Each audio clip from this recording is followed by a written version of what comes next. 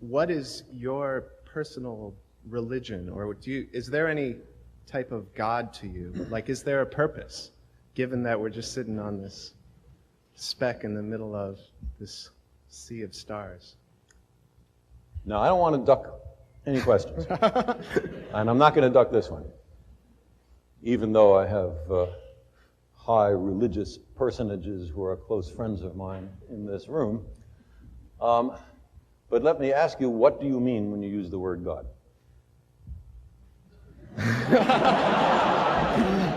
Well, I guess what my question, it's like, is there a purpose for, I mean, given all these demotions, why don't we just blow ourselves up?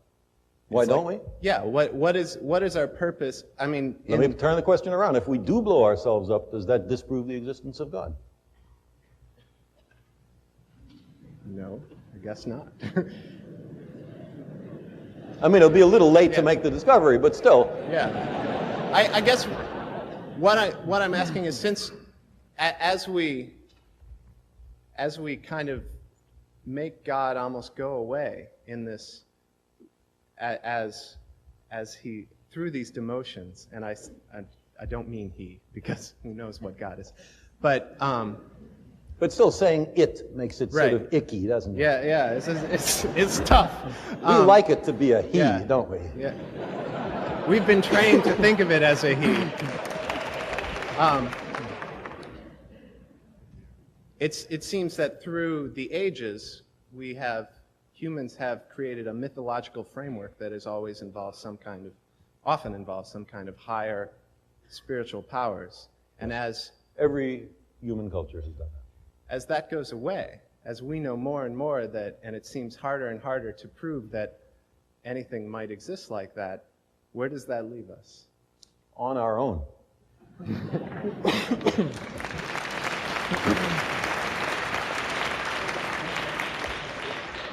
Which, to my mind, is much more responsible than hoping that someone will save us from ourselves so we don't have to make our best efforts to do it ourselves.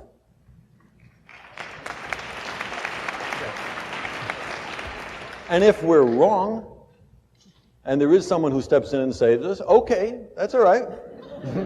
I'm for that, but we, hedged our bets. It's Pascal's bargain run backwards. I'll say another word. The word God covers an enormous range of different ideas, and you recognize that in the way you phrased the question. Running from an outsized, light-skinned male with a long white beard sitting in a throne in the sky and tallying the fall of every sparrow, for which there is no evidence. To my mind, if anybody has some, I sure would like to see it. To the kind of God that Einstein or Spinoza talked about, which is very close to the sum total of the laws of the universe. Now, it would be crazy to deny that there are laws in the universe, and if that's what you want to call God, then of course God exists.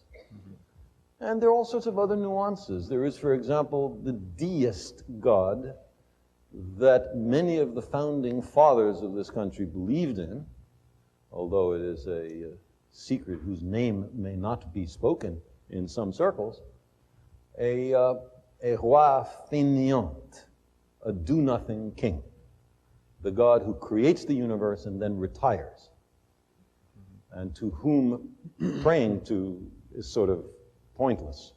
He's not here. He went somewhere else. He had other things to do. Now, that's also a God. So when you say, do you believe in God? If I say yes or if I say no, you have learned absolutely nothing. I guess I'm asking you to define yours if you have one. But why would we use a word so ambiguous that means so many different things? It gives you freedom to define it It as you gives choose. you freedom to seem to agree with someone else with whom you do not agree. It covers over differences. It makes for social lubrication. But it is not an aid to truth, in my view. And therefore, I think we need much sharper language when we ask these questions. Sorry to take so long in answering this, but this is an important issue.